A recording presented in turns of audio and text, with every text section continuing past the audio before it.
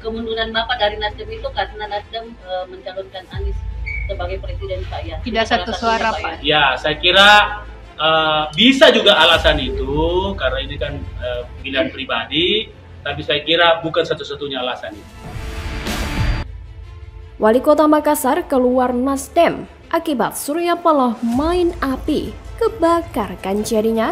Ditulis oleh tim redaksi jurnal, dikutip dari berbagai sumber.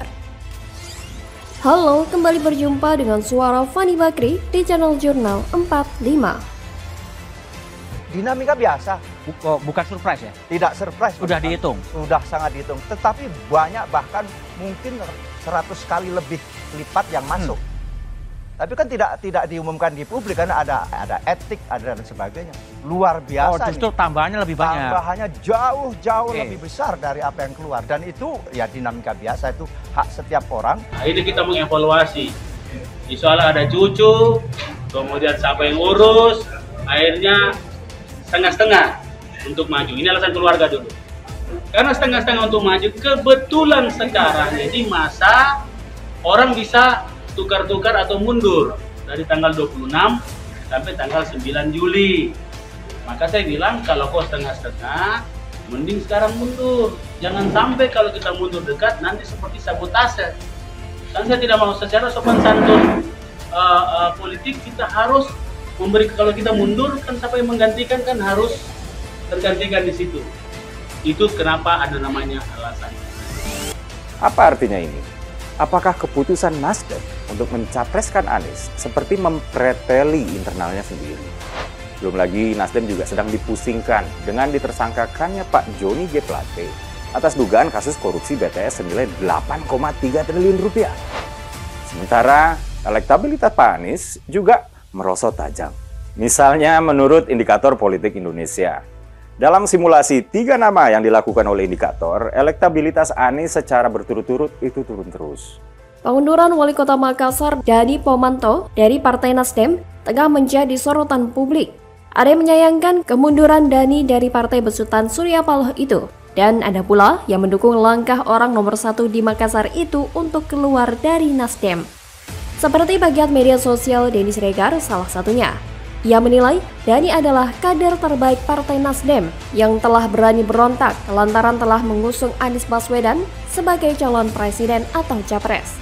Ia juga menyindir Ketua Umum Partai Nasdem Surya Paloh yang tidak seharusnya bermain api yang justru menyebabkan dirinya terbakar. Diketahui Dani Pomanto telah mengirimkan surat Ketua Umum Partai Nasdem Surya Paloh untuk pengunduran dirinya.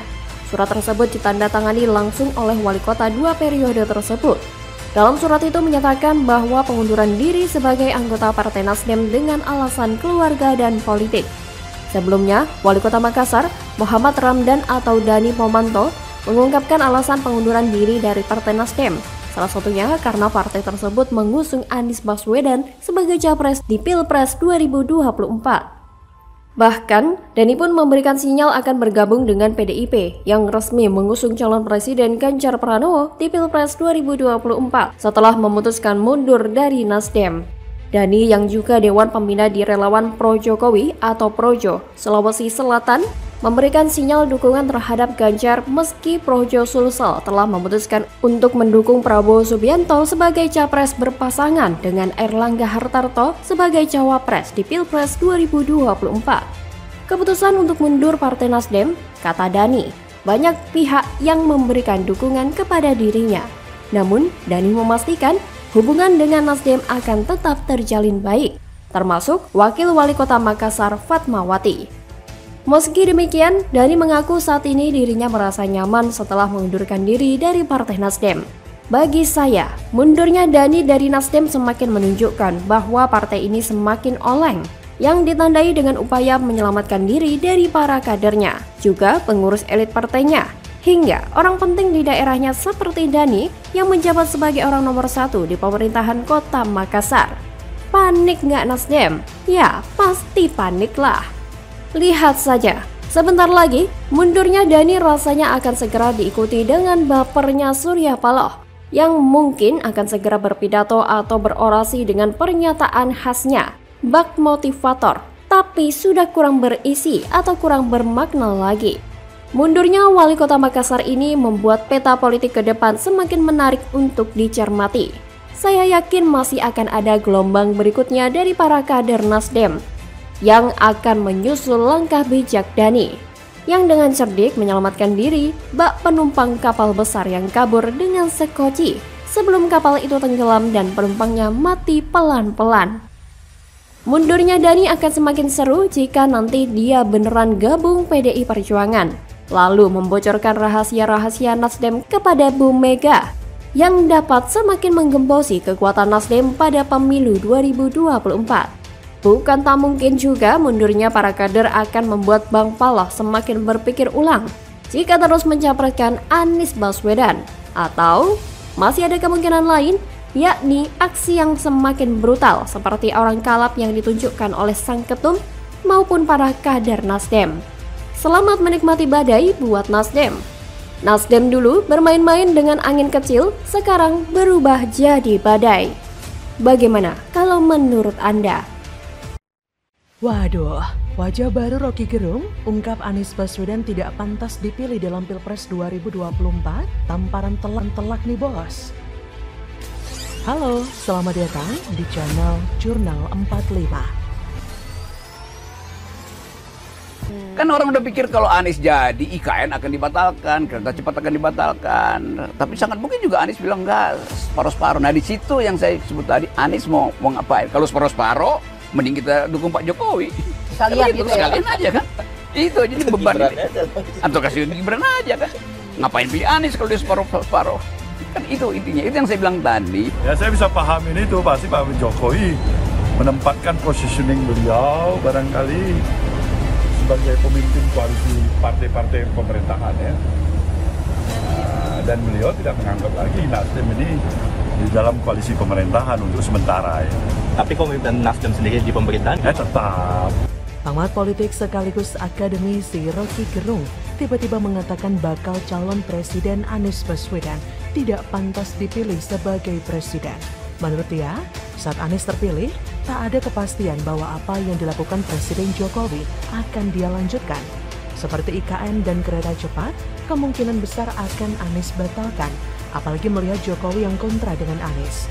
Rocky bahkan menyarankan kalau tidak mau ada perbedaan dan Anies tidak tegas menunjukkan sikapnya, apakah melanjutkan atau tidak, lebih baik masyarakat memilih lagi Presiden Jokowi atau sang anak Gibran Raka Buming Raka.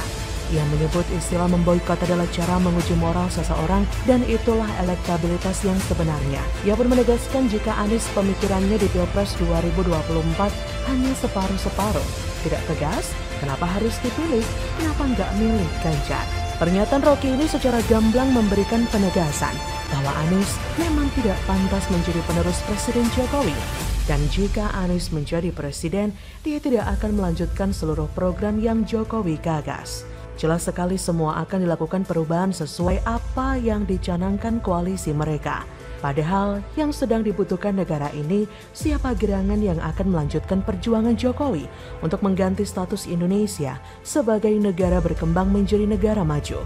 Jika Rocky berpendapat perubahan yang digagas Anies dan koalisinya tidak akan melanjutkan program Jokowi, ada satu hal lagi yang akan mendukung ketidakcocokan Anies meneruskan Jokowi. Lihat saja rekam jejaknya yang melanjutkan kepemimpinan Jokowi di Jakarta. Berhasil tidak? Lihat saja sudah berapa banyak uang rakyat Jakarta dipelorotin untuk anggaran aneh seperti lem iPhone, pulpen, dan anggaran lainnya yang jumlahnya begitu fantastis. Belum lagi uang rakyat Jakarta yang dipelorotin untuk menggaji tim TGUPP yang gaji ketuanya melebihi gaji seorang menteri. Dan bukan? Apakah ada yang tahu apa hasil kerja nyata dari ketua TGUPP yang dibentuk oleh Anies dan digaji dengan uang rakyat? Dan kita juga menjadi saksi bagaimana situasi Jakarta pada era Anies yang semakin semrawut. Trotoar diperlebar tapi malah dijadikan lahan parkir atau tempat berjualan. Warga Sunter yang waktu kampanye selalu yasinan untuk memenangkan Anies tapi mereka malah merasa diperlakukan seperti hewan saat digusur seperti yang diberitakan. Belum lagi janji manis Anies tentang OKOC yang katanya dimodalin punya bisnis, disediakan tempat usaha, dan dicarikan pembeli seperti spanduk mereka saat kampanye. saat kampanye mengumbar kata-kata manis bahwa akan diberikan modal usaha. Tapi setelah menjabat sebagai gubernur, Anies dengan mudahnya mengatakan bahwa memang tidak ada modal dalam program OKOJ. Jadi bisa dibayangkan berapa juta rakyat Jakarta yang sudah tertipu dengan rangkaian kata-kata manis tentang program OKOJ saat kampanye dalam Pilkada Jakarta dulu. Dari kasus ini kita sebenarnya sudah bisa menilai sendiri bahwa ada yang menghalalkan segala cara demi meraih kekuasaan. Sebenarnya bukan hanya dari kualitas kinerja atau antitesa Jokowi, kemungkinan besar Anies tidak akan menjadi capres itu semakin nyata karena elektabilitas Anies di beberapa survei semakin anjlok.